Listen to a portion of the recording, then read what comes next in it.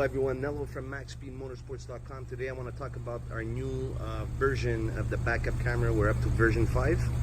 So I'll explain in details what version 5 brings us.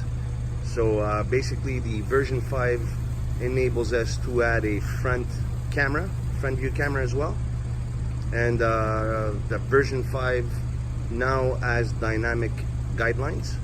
So basically in addition to the distance guidelines, you will now get dynamic guidelines. However, the dynamic guidelines works very, very well, but you know, the expectation should be kept at 75% versus OEM, which means that the response is great.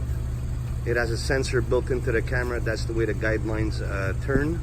So it's not steering, it's not hooked up to the steering wheel like the factory version, where it senses the movement and is pretty much accurate. This is very accurate.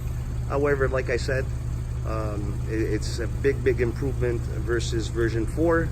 However, expectations should be kept at, I'd say, 75%. I've tested it for a couple of weeks. I'm very happy with it. There is sometimes a little lag, but I can live with that. Just the fact to add dynamic guidelines is a big plus right now. So let me show you guys.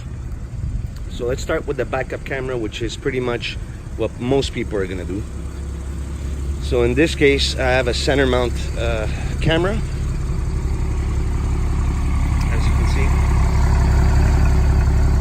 it sits straight in the center, looks very OEM. And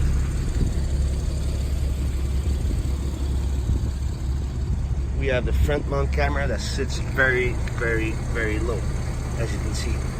Now, if you plan to add the front camera, the only reason why it should be added is if your car is very low. And in my case, when I come to work, I have to deal with these guys. So for me, it's very useful. And when I go back home, the same thing. I live in a condo, so the parking garage is full of these cement stoppers. So it's very useful to me. Now let me show you guys the image on the camera.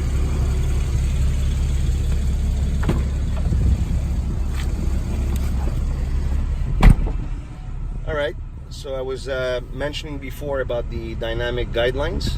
So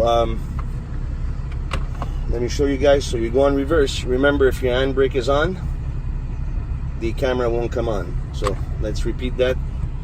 So if I put my handbrake on, if I were to go to reverse, nothing shows up. Let me show you guys. The image is super clear, actually better than the factory stuff. I've seen factory cameras on Panameras, Cayennes, not as bright and not as good as of quality of image as this one. So as you can see, the image is superb. And you see here you have the distance guidelines, which is the red, yellow, and green. So typically, I'd say it's about 4 feet before you reach the before you hit.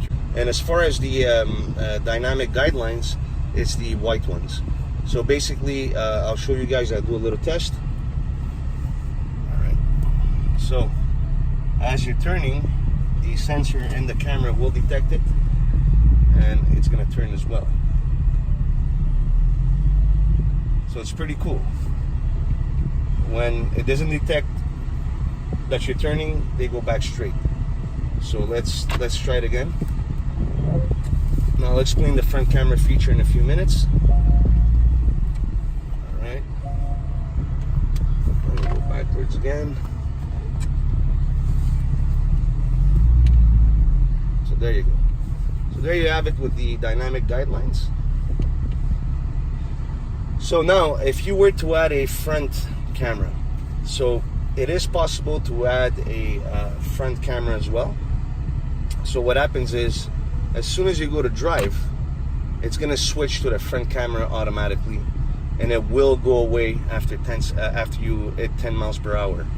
Now, if you don't have a front mount camera, you're going to see the rear image until you hit 10 miles per hour. So in this case, because I have a front mount camera installed, there's an additional module that needs to be installed, and that module works this way. It's going to switch the image to the front camera.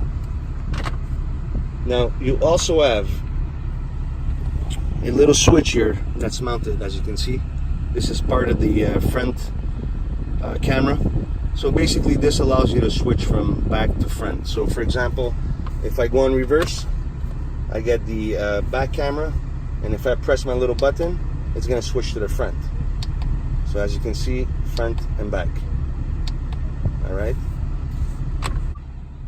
so now when you're adding the front camera, what happens is that, for example, if you have the backup camera only and you go to car, it's already enabled. But let's say you click on show rear view camera image, what's going to happen is it's going to show you the front one by default, and you can't switch it. You can't have it to show the backup camera, the one in the back. So basically, I'm in park here. What I'm talking about is if you want to view the image without putting it on reverse, when you're stopped, you're going to see the front camera. So keep that in mind, that if you do want to install the front camera, basically when you show the image, it's going to show the front one. And again, when you take off until you reach 10 miles per hour, it's going to show the front camera.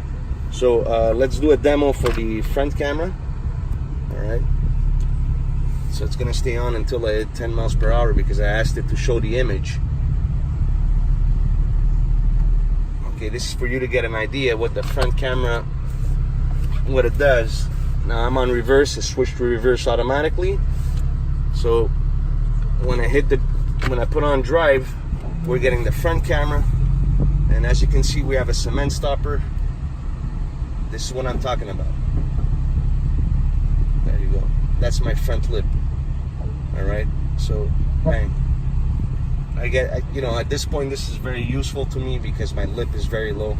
If I go any more forward, I am gonna hit my lip, the lower part of the bumper. So guys, this is pretty much what I wanted to show you guys, the new features of the version 5. Thank you very much for watching. Any questions, any concerns, please send us an email at sales@maxspeed-motorsports.com, or give us a call, 305-308-2009. Thank you very much for watching.